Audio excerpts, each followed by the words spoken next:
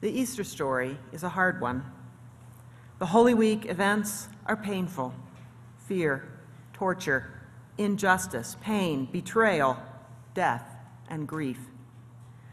It takes a certain fortitude to remember this story year after year. It's a story that reminds us all that things don't just fall apart sometimes. They sometimes really, really fall apart. And when they do, one of the things that helps is to remember a story in which things really, really fall apart and say to oneself, well, at least I'm not the only one. This is the human story of Easter, and it can be appreciated by anyone who's had experiences in life's dark corners, no matter their religious beliefs, as a true story. As to what happened on Easter morning itself, that's hard for another reason.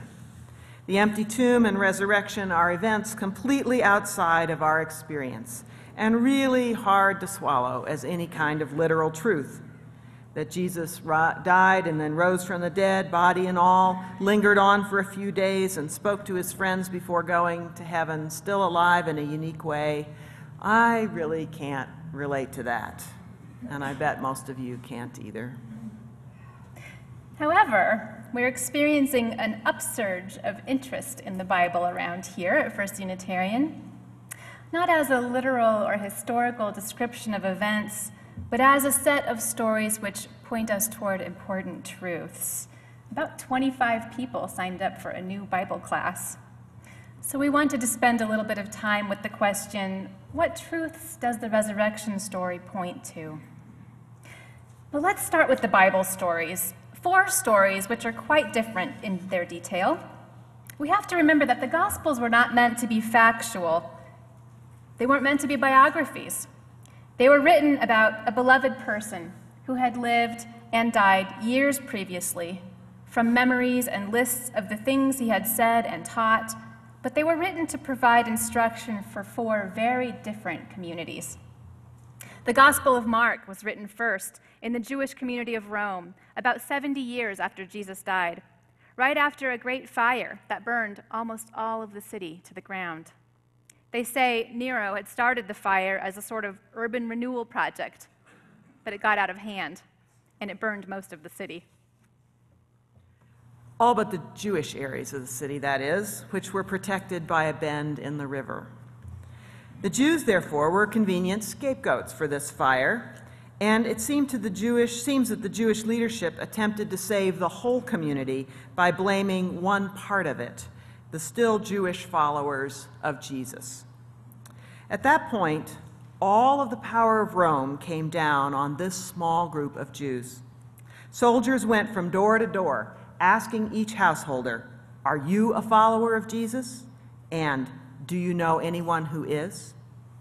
Everyone who admitted they were followers of Jesus or were named by others and their whole families were dragged away and murdered. Over a period of months, the entire community of Jesus' followers in Rome, including its leaders, Peter and Paul, were killed. So, the Gospel of Mark was written for people awaiting the centurion's knock. No wonder it's so terse. Right. It's the shortest gospel, and many people are surprised to learn that the original version of Mark ends before the resurrected Jesus ever appears. The women in the story go to the tomb with spices and find that the tomb is already open, and a man, maybe an angel, tells the women that Jesus is risen and that they should go tell the others to meet him in Galilee. But the women don't do it. The gospel says they told nothing to anyone, for they were afraid. Well, that spoke to the condition of Jesus' followers at the time. But Jesus' followers believed in the resurrection by then. They knew that the women should have gone and told everyone the story. So the original Gospel of Mark ends with this question hanging in the air. What will you do when the centurion knocks and you are afraid? Will you deny? Will you testify? Will you denounce? All pretty big questions. Later generations of Christians added a couple of more soothing endings to the book of Mark. But to the people it was written for, it spoke to their condition, it legitimized their fear, and it motivated them to do the right thing. About 20 years later, when the book of Matthew was written, there was still plenty to worry about. The Romans had destroyed the Jews' sacred temple in Jerusalem, killed most of the priests, burned the Torah scrolls, and carried the stones out of the city. The few Jewish religious leaders who escaped moved to the town of Antioch, joining a large Jewish community that already was there. Lots of Jews now believed that the destruction of the temple meant the Messiah was about to come, but a small group believed that the Messiah had already come in the person of Jesus, whom they called the Christ. The book of Matthew was written to encourage those Messianic Jews to understand the destruction of the temple as something that had to happen, because the center of their faith should be not in a building, but in their hearts. So on Easter morning, there's an earthquake that rolls away the stone that covers the entrance to Jesus' empty tomb. The message that Jesus, who lived in the flesh, has now been freed to enter your hearts. That's a pretty profound piece of wisdom. Most of us do not have the kind of personal relationship with Jesus that Matthew's gospel was teaching his followers to expect. It's a big reason most Unitarian Universalists don't consider themselves Christians. But there is deep wisdom here for us all, reminding us that holiness, beauty, spirit may be glimpsed in particular places, but in the end must be found within. Although it's natural to become attached to places, persons, and rituals which seem comforting and enlightening, people die, places change, rituals become dry, congregations move into new sanctuaries, and what seemed awesome and sacred is no longer available to us, except in what it can do in our hearts. The whole Jewish community had to do a lot of fast and creative thinking to move the center of the Jewish faith and practice from temple to home and synagogue. And the group that did most of that thinking were the second tier of religious professionals, because the first tier had mostly been killed, the teachers. Known as the Pharisees, they get a bad rap. They do. Ironically, too, because they probably saved Judaism by working out how Jews could be a people of the book rather than a people of the temple. However, the Pharisees must have thought that those Jews who believed that the Messiah had already come in the person of Jesus were a destabilizing force in the community, because they also basically threw them out of the Jewish community and into a hostile world. The book of Luke was written to encourage the followers of Jesus who were being shunned, who were angry and hurt. And so it is the book of Luke that shares all that practical wisdom, answers to questions like, how do we deal with our resentment? How often should we forgive? Should we just fight? And so on. By throwing the Messianic Jews out of Judaism, they not only preserved Judaism, they created Christianity. Right. One of the funny little turns of history. The resurrection story in the book of Luke has some unique details that correspond with that audience's needs. For instance, in the book of Luke, Jesus is crucified between two criminals. There was the frightened and self-pitying criminal on one side, and the accepting and faithful criminal on the other side, who is told by Jesus that he will see him in paradise. Hint, hint. And Jesus forgives the crowd that is harassing him because they know not what they do. Something like forgiving the people who were shunning the new Christians. Yes, and in this gospel, the resurrected Jesus appears twice to his old followers, each time acting completely normally, eating, talking, teaching. It seems to me this points to something else that has to happen after all the drama is over, whatever the drama is. You have to start finding the holy in the ordinary, everyday life. You just have to get on with it. Now, the book of John is different in every way from the other three. The author of John didn't use the same sources of stories and sayings that the other three did, and it was written about 100 years after Jesus' birth. And it has yet another take on the resurrection. By this time, the community called itself Christian and was composed of both ethnic Jews and Gentiles. It was written in Ephesus, a cosmopolitan city which was diverse and tolerant. The Christian community had thrived in part because it claimed to be a universal religion, welcoming everyone, male and female, Jew and Gentile, slave and free, and proclaiming the mystical truth that all is one. Like you said, this gospel is very different from the other three. It's more joyful, more mystical, and it tells many more unique stories. But it has a dark side. It's eager to separate the new Christians from their Jewish roots, and it does so in ways which feel anti-Semitic to us today, and which indeed have been used to fuel Christian anti-Jewish attitudes over the centuries. For that reason, I myself find it hard to love the book of John, but my favorite story in this whole book is one of the several stories of the resurrected Jesus. It's the story of that great saint of Unitarian Universalism, Doubting Thomas. The disciples all gathered together in a locked room, all but Thomas. Suddenly, Jesus appears and begins to talk with them. Later, Thomas comes in, and they tell him what has happened, but he's very skeptical, of course, because he saw Jesus die. The next week, though, Thomas is with the disciples when Jesus comes to them, and he offers to let Thomas see his wounded hands and side to prove that it really is him. And after that, Thomas is a believer. In this story, Jesus is a lot more sympathetic to the problem of believing in things that don't make rational sense than many of his followers have been over the years. As a fellow doubter, I have always appreciated that.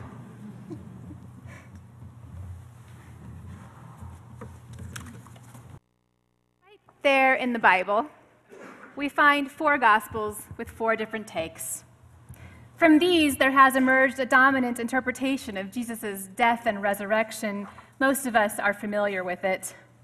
Even those who do not attend Christian churches are exposed to this message by its enthusiastic promoters. We see it on billboards and hear it on TV from evangelists. It gets leafleted on our cars or delivered to our front doors. Christ died for your sins. Through his death, each person can be saved. And his resurrection is God's promise that all who believe in him will also be resurrected. That's the message. But that isn't the only possible takeaway. Just as the 4 Gospels present different stories, so have readers and hearers of the Bible come to distinct understandings of the meanings of Jesus' death and resurrection. It turns out that which details stand out depend very much on who is doing the interpreting. In fact, according to liberation, African American, and feminist theologies, the best biblical interpretation includes an examination not only of the text itself, but of the person interpreting it. Liberation theology, which originated among oppressed peoples in Latin America, sees Easter not merely as a day of grace for sinners, which all too often includes oppressors, but as a day of hope for the poor, the afflicted, and the hungry. Jesus' death and resurrection do not just represent a teaching about spiritual salvation, their message is still playing out today. In the gospel stories, Jesus preaches radical equality and overcomes death.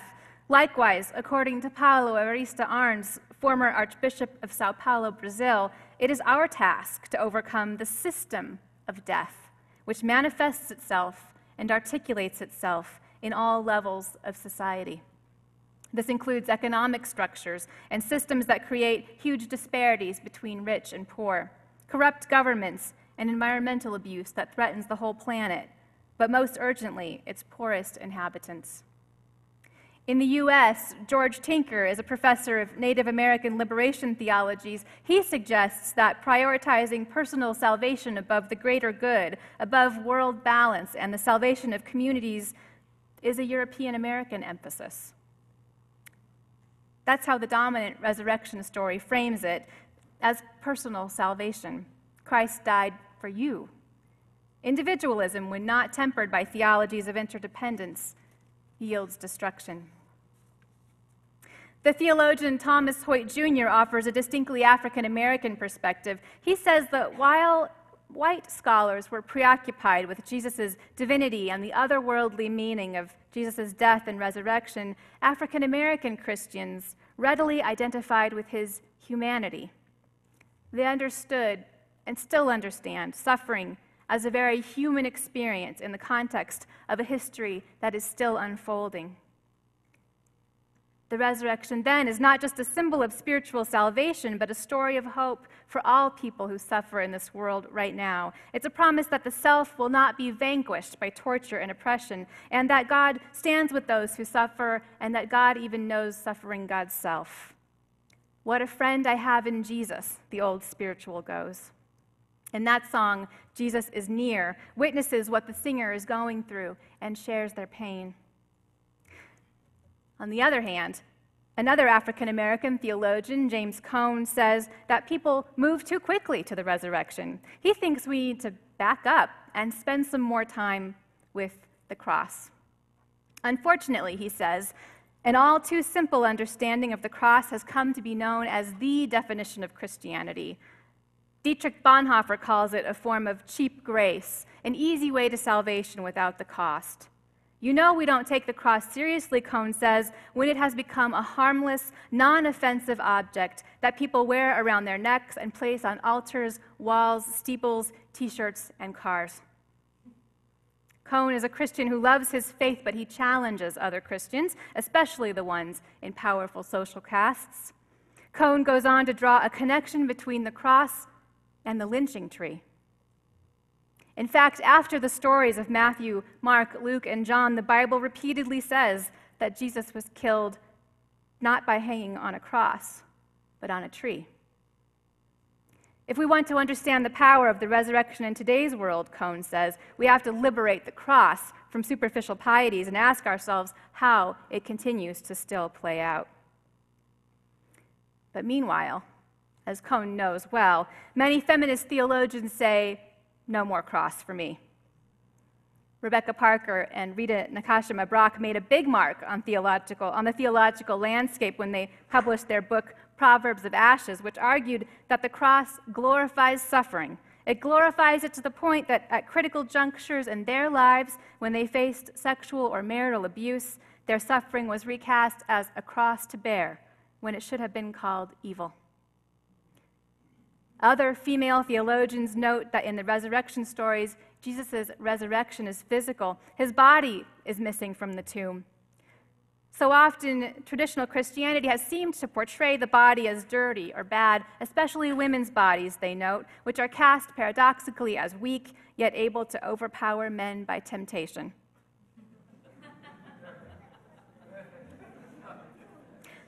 But throughout the Bible, and especially in the Easter narratives, bodies, not souls, are resurrected. Because God has called the physical world, God's creation, good. And let us not forget, it was the women who first discovered the empty tomb.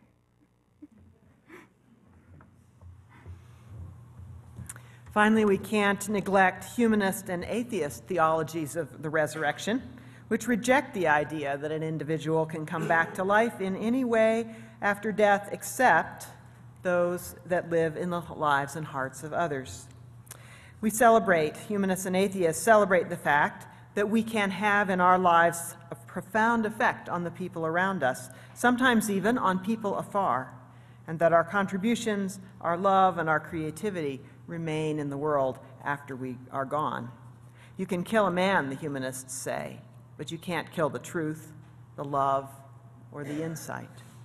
That lives on, just as Jesus' message lived on even after he died. Nearly 2,000 years later, we can still take this story and make of it what works for us. A short life and a hard death once again proved to not have been lived in vain.